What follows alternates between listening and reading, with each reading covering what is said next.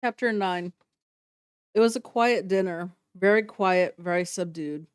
The Patrol kept to itself, hovered over its campfire, and ate chicken breasts grilled on a skillet and potatoes wrapped in foil and baked in the coals.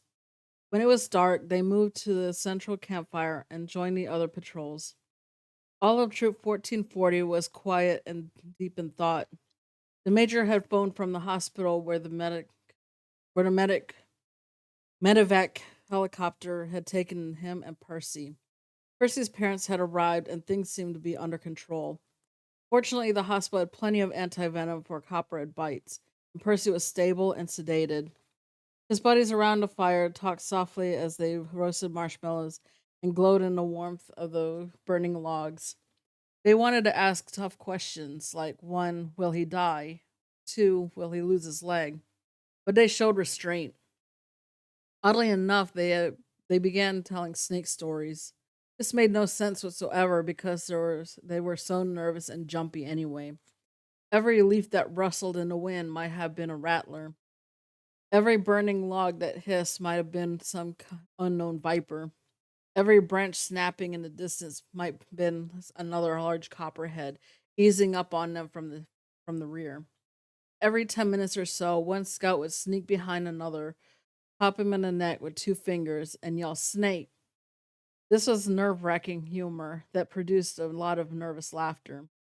Bennett eventually moved the stories away from the serpents and back to more suitable topics like zombies and vampires. Around 9 p.m., headlights approached the campsite. It was the major arriving from the hospital.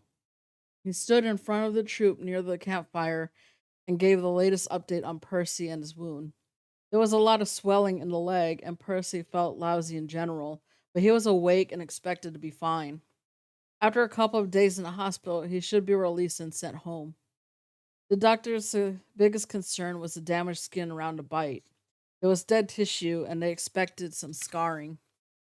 After the major ate a quick dinner, he asked the surviving members of the Falcon Patrol to join him down by the lake. They sat on logs not far from where the waves were gently splashing against the rocks of the shoreline. It was a full moon. It was a beautiful night, and there should not have been any problems. However, Theo suspected trouble. The major asked Woody to go first and tell what happened. Woody gave a true and accurate account of the encounter with the copperhead. When he finished, the major sent him back to the campsite. Hal went next with his story, then left.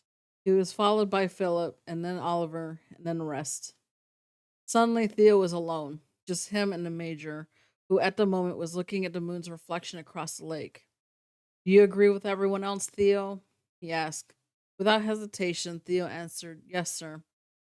The major turned around and sat down next to Theo on the log.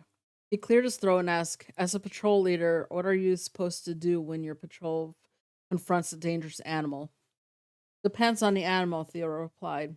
And in this case, it was a poisonous snake.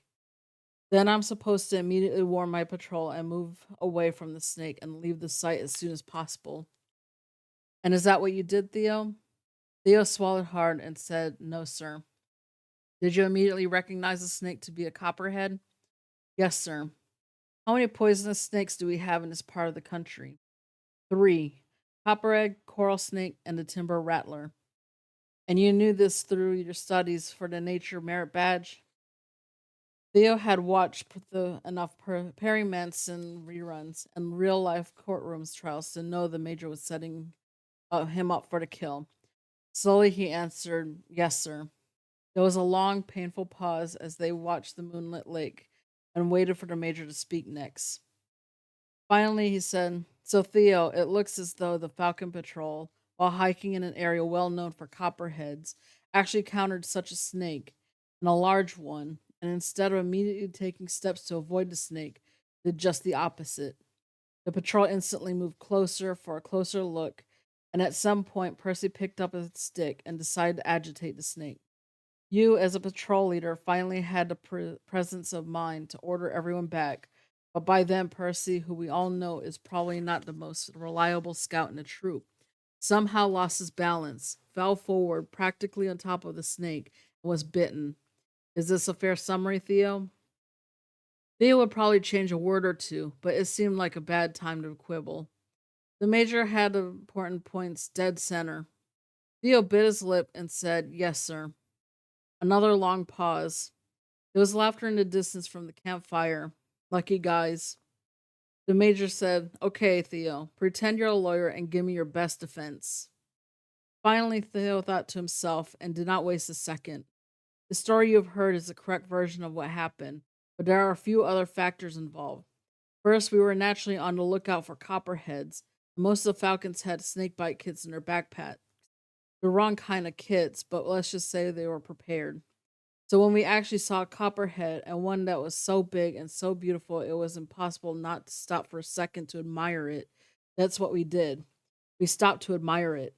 Don't you think that's human nature? You're in the woods looking for adventure, looking for excitement, and suddenly you find it in the form of a dangerous snake. You can't believe your good luck. You gotta stop for a second and stare at it. Everyone does that, or at least every Boy Scout. Sure, we moved a little closer, but it did not lead my patrol into a dangerous situation. No, sir. Not from where I was from where we were standing. The snake could not have struck us, and it was not moving toward us.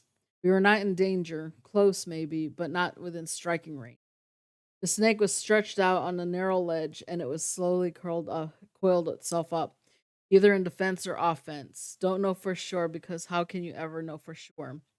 I told the patrol to back away. For a second, no one moved, not even me, but you could tell that we were ready to bolt. Then stupid little Percy stepped forward with a stick and decided to have some fun. As soon as I saw the stick, I yelled for him to back up, but within a split second, he was falling forward. He's lucky he wasn't bitten in the neck or face. The major listened thoughtfully and considered every word. When Theo finished, there was another long gap in the conversation as they stared at the water. Finally, the major said, "Leadership requires many things, Theo. Detailed planning, the ability to plan for the future, and so on. But it can also require a cool head in the heat of a battle. I learned that in combat, where I often had to make life and death decisions in a second. Your timing wasn't so good, Theo. You should have cleared the area immediately." "You're blaming me for Percy's snakebite?" "Not entirely, but under the circumstances, you failed to act properly." "Okay, if I had yelled for everyone to get away as soon as the snake was spotted, do you really think Percy would have listened to me? He never does what he's told. He doesn't listen to me. He doesn't listen to you. He doesn't listen to his parents or his teachers. He was suspended from school last month for 3 days for setting off a pack of firecrackers during a violin concert. For that last camp out, for the last camp out, he forgot to pack a toothbrush, clean underwear, clean socks, and a flashlight. He's flunked the tenderfoot exam twice. He's an idiot, you know that much yourself. Maybe that's why Percy needs scouting, Theo. He needs to learn good discipline and success. Good luck." The major turned and stared at Theo. He said, "You're one of our leaders and one of our best scouts, but today, Theo, you failed under pressure. You allowed your patrol to get too close to a dangerous animal with a bad result. We have a scout in the hospital with a badly swollen leg and some level of permanent scarring. It could have been worse, Theo. It could have been worse. Theo, I have no choice but to suspend you from your leadership of the Falcon Patrol. I don't want to embarrass you, so let's keep this quiet until our next meeting. Not a word, okay?" Theo wanted to dislike the major, but the fact was he admired him greatly, even adored him and wanted to imitate him. The major had fought in wars, flown fighter jets, traveled the world, had 2 or 3 successful careers, and now for fun dedicated himself as a volunteer scoutmaster in a near full-time capacity. Theo ached for the thought that the major believed he had failed his patrol in some way. But the major was a tough Marine, and Theo could try to be one as well. He swallowed hard, gritted his teeth, and said, "Yes, sir." Clouds rolled in quickly, and the night was suddenly black. Theo followed the major back to the campsite where things were winding down, as the ghost stories and snake stories were losing some of their appeal. The campfire was extinguished, the food secured, and the scouts drifted off in their tents. Every sleeping bag was shaken and carefully inspected for snakes. Every tent was examined by flashlights, inch by inch. The areas around the tents, the tall grass and undergrowth, rocks, and even latrines were searched, then searched again. Slowly, the scouts entered their tents, zipped their doors, crawled into sleeping bags, then waited for the sounds of serpents creeping toward them across the wet grass. When things were perfectly quiet and still, some bozo in the warthog section let loose with a loud hiss, and this seemed funny to a few. For the first time in his scouting career, Theo just wanted to go home. That's chapter 9.